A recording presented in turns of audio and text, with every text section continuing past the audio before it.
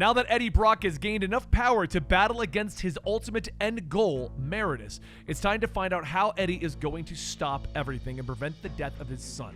Today we're covering Venom, issues 24 and 25. Eddie Brock moves through the security lines of the Latverian airport under the watchful eyes of Doombots.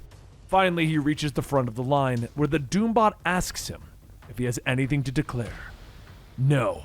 Eddie says simply, but the bot can read that he is lying and orders him to open up his suitcase. I am not a human being, American. I cannot be fooled. Now show me what you have brought into our country, the Doombot orders. And Eddie shrugs, opening the suitcase, allowing the symbiote known as Bedlam to reach out and bite into the Doombot. Eddie turns as the rest of the Doombot security rushes through the airport towards him. You have damaged one of us, thus you have defaced the likeness of Doom. Explain yourself, the Doombots order, and Eddie smiles at them. I'm Eddie Brock, and I'm here to see your boss. Doc and me, we go back a ways. Eddie says with a smile. The Doombots opening fire on him, hitting Eddie with a maximum voltage from their tasers, but he manages to shrug it off. Bedlam finally drops his Doombot and turns on the out-of-time version of himself. Stop hogging, Brock! Bedlam is bored! The symbiote shouts, and Eddie nods, holding out his hand, allowing the symbiote to join him. Yeah, I guess we're a team now. Might as well let you join in, Eddie tells him. Now joined once again, Eddie and Bedlam rush at the bots, smashing his way through them. Later, Dr. Doom sits at a banquet table in his castle, sipping on wine. He turns to the sound of a knock at his door. Enter. The door is then smashed open as our Bedlam Brock hybrid charges inside. Doom doesn't flinch. Hello, Brock. Dinner? He asks, and Eddie looks at him for a moment, pausing in thought. Yeah, I could eat, he says with a shrug. Bedlam shrinks away, revealing the human image of Eddie once more as he sits down and tugs free a chicken leg. The two begin to talk, with Doom pointing out that he is impressed with how Eddie has established himself as a god by the sweat of his brow and the blood in his veins. Though he questions what reason Eddie could possibly have to come to Latveria and storm Castle Doom. Eddie explains that he is capable of traveling through time now, though he is only able to send his mind through time into different symbiote bodies. I can't change stuff with that. Only be the cause of it. I need a time machine, Doom. A real one like yours, Eddie says, and Doom shakes his head, explaining that he would never allow Eddie to take his property and use it to travel through time. I'm going to give you a chance to turn away from the path that you're on, Brock. I suggest that you take it to return home. Return to your son. He surely needs you more than whatever quest you're on, Doom tells him, and Eddie shakes his head, explaining that he is doing everything for his son. Doom nods, leaning back.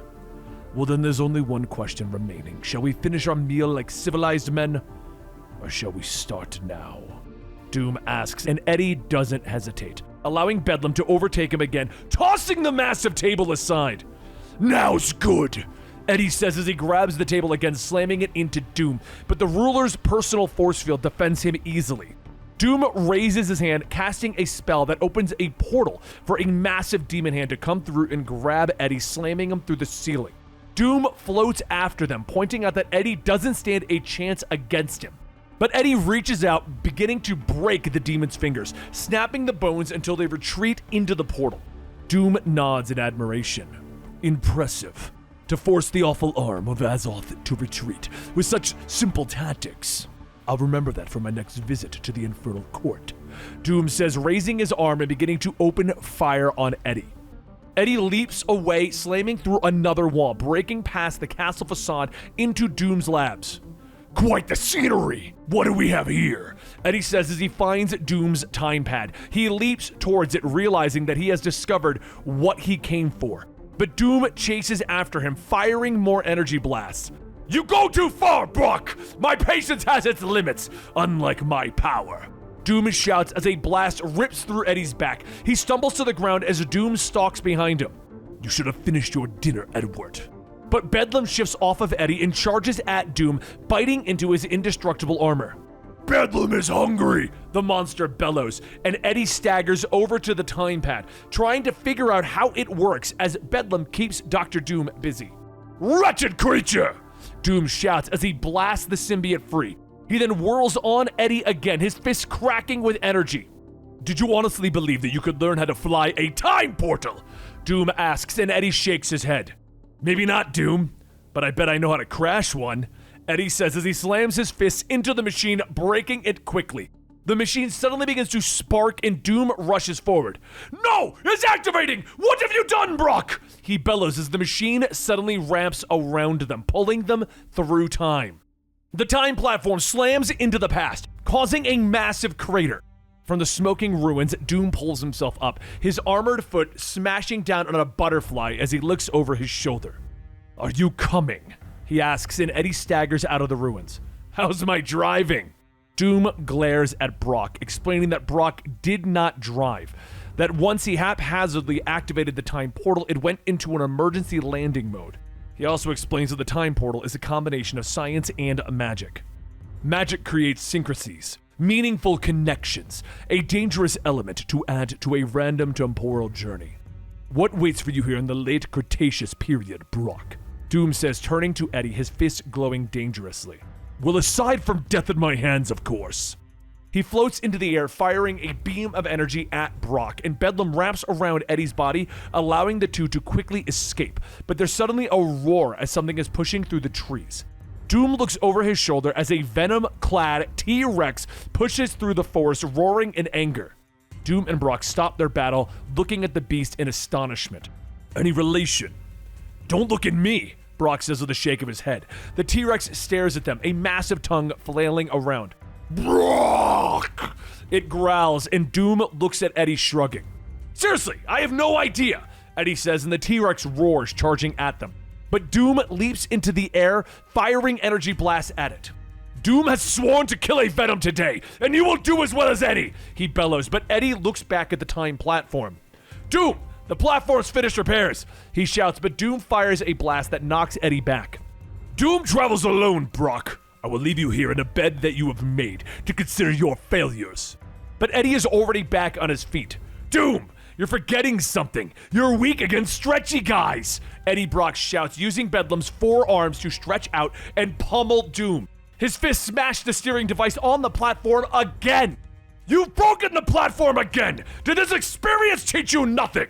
Doom bellows as Brock leaps on the platform and they both disappear again. The T-Rex watches as they disappear, when suddenly its form melts and reforms as Meredith, the Eddie Brock at the end of time, who rules over all. They now arrive in 1942. Allied bombers launch their secret weapon over occupied France. Flexo slams into the ground and reforms, but he is silent as he surveys the destruction around him. Nearby, Dr. Doom has launched an attack against the German forces, but there's a voice in Flexo's mind. He turns to a nearby church that is still standing. "Don't get distracted. I need you over here," the voice says. Flexo heads into the church to meet with Eddie Brock. "You're a symbiote, so you work for me now. You know who I am? The King in Black. That means that what I say goes," Eddie explains.